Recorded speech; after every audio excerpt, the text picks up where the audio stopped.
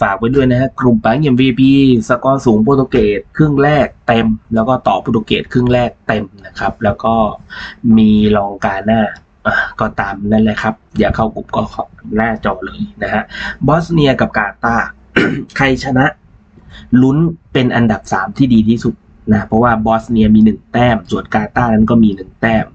เจอกันอุ่นเครื่องปี2010เสมอกันมา 1-1 คุณภาพทีมแน่นอนชัดเจนนะฮะบอสเนียดีอยู่แล้วดีกว่าอยู่แล้วเพราะว่าเป็นเกรดบอลยุโรป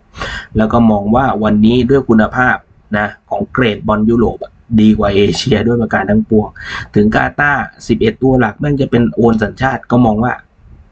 ก็ยังห่างชั้นกับบอสเนียอยู่เพราะว่าเวทกระดูกที่มันเจอบอสเนียมันเจอแต่ยุโรปเนี่ยเจอเอเชีย